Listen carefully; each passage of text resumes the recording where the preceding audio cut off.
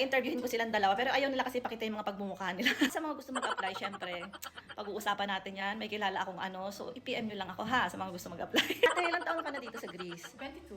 Oh, biruin mo 22 years, ikaw ate. Ako 32. 32 na siya. Marami kasi nakakapanood ng vlog ko na nangangarap na makarating dito kasi nga daw malaki yung sahod, ganyan. Ano yung ma-advise nyo sa kanila na pwede nilang ma-encounter? Hindi lang naman kasi laging malaki yung sahod, may mga problema din kayong ma-encounter dito sa Greece. So ano yung mga possibility na dapat nilang paghandaan?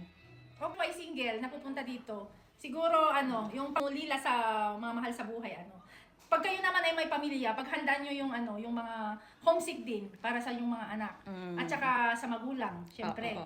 Dapat mayroon kayong matatag na Communication. Communication at saka talaga. matatag yung loob nyo sa mga pagsubok. Hindi naman lahat saya eh. Oo. Laging merong kaakibat na problema. So, ako ganun din. May mga pinagdaanan din akong ganun. Pero, yun, thankful din ako na nalampasan ko yung mga ganung bagay. Ate, ano yung mga pinagdaanan mo nung bago ka dito na-overcome mo? Ang dami kong pinagdaanan dito. Siyempre, sa una talaga, ang hirap-hirap. Maano ka sa family mo. Talaga laging family eh. Family. Hindi habang buhay na mahirap kang ganun. Malalampasan mo ang lahat ng yung. Kaya dapat laban lang talaga. Laban for the family. Yun lang.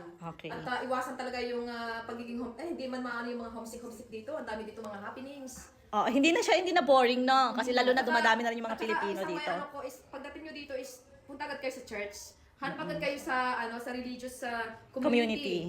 Oo. So yun yung isang the best way na Kung lalo na kung mag-isa ka lang na pumunta dito, di ba? doon mo makikita yung peace of mind. Doon ka makakakilala ng maraming mga friends. Oo. At higit sa lahat, kapag kayong dumating yung time na may mga problema ka, pwede mo silang makatulong sila sa iyo. So yun.